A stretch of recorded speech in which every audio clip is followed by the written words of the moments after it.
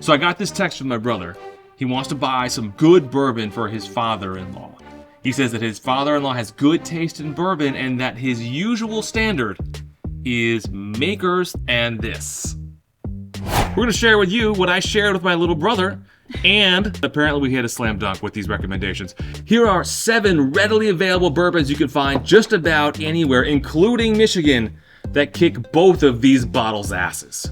So the first recommendations we're going to stay in Maker's Mark. We're just going to upgrade from the 90 proofer.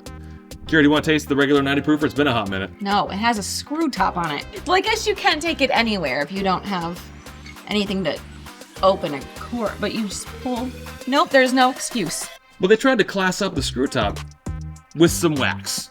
I mean, it's a good starter bourbon. First recommendations. Regular old Maker's Mark here in Michigan costs $25-$30. What only costs $10 to $12 more, Maker's Mark cast strength, exponentially better, and depending on the batch that you get, some of these are absolutely phenomenal. Oh shit. It's a fucking twist top. Now I don't like it anymore. Come on. What are we doing here? Are we going to the public pool tonight? Is that what this is? Is something wrong with the public pool? No, but people pee in there all the time. It's a little like a chocolate-covered peanut to it, but it's exponentially more better than the Maker's Mark 90 proof. Staying in that same ballpark, but we're basically doubling the price of that. But for double the price, you no longer get a screw top. Finally. Maker's Mark private selections. Each one of these is a little bit different because of the different stave profiles on the front. Michigan, they run about $79. Well, these are so fun too. Like, you can collect them all. You can find different they're more fun. They give to the experience. What you're always going to get is a unique flavor profile on it. This one happens to be called Lakeshore 2022. It's got a little bit of everything in it, more heavily weighted towards Maker's Mark 46 though. It's fantastic. It's buttery too. Rounding out my brother's father-in-law good taste in bourbon is Maker's Mark 46 cask strength. Again, no screw top. That's classy. You're no longer in a public pool. No more public pool. Now you got that, what is it? Country club pool. But you're not going in the dining room yet. You just got poolside service. You can only have the burgers and the fries. You can't go inside. Ooh, it's like caramely and lavender.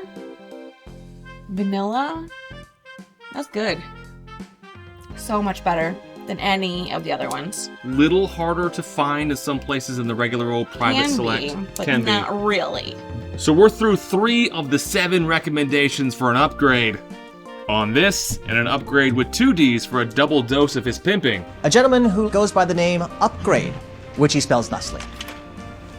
With 2 Ds, as he says, for a double dose of this pimping. Collins, can we skip to the technicals, please? On this. So one of my initial recommendations, not pictured here, is if he likes Woodford Reserve Double Oaked, Old Forester 1910 is superior to Woodford Reserve Double Oaked in every single way. It just doesn't give old men a boner because of its shape. Sure, it's a nice looking bottle, but you know what? I'm also a nice looking girl. You think I'm actually nice? No, the answer is no. Moving on, a bottle that is becoming far more prevalent in Michigan, does change batch to batch to batch, is Larceny Barrel Proof. So, he says that he likes this. Well, welcome to another weeder. But you know what's tricky about them is they all look the same.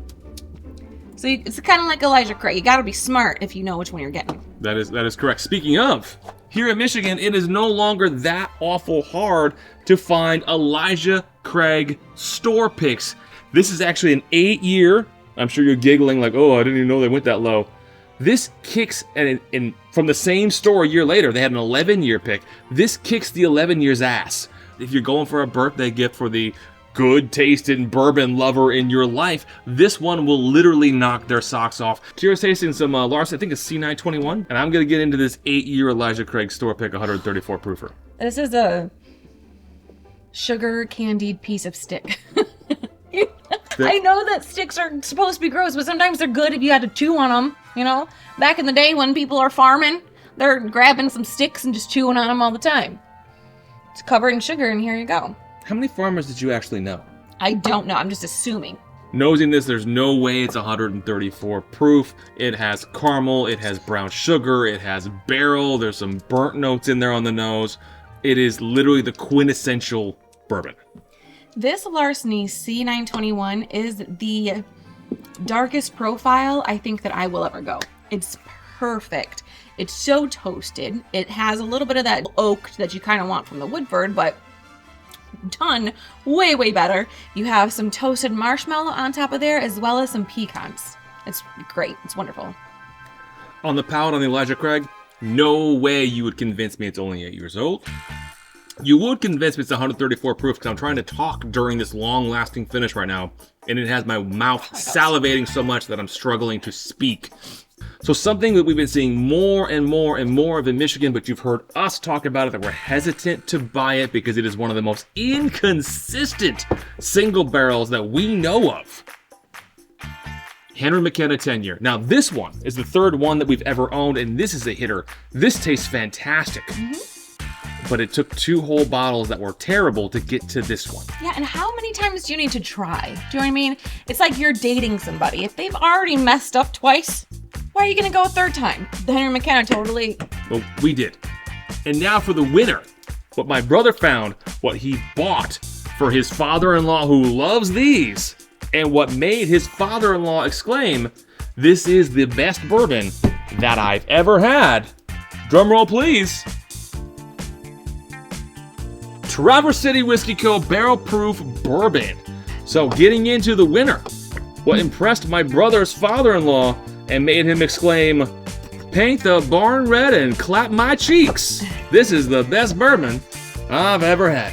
Very corny, but I like it. I like how the smell is. I think the smell is very, even with potentially a little bit of Michigan distillate in there, I think the nose is still very MGP-y. Yeah, yep. Still very much like that barrely bubble gum that we always get off of MGP. Pretty effing good.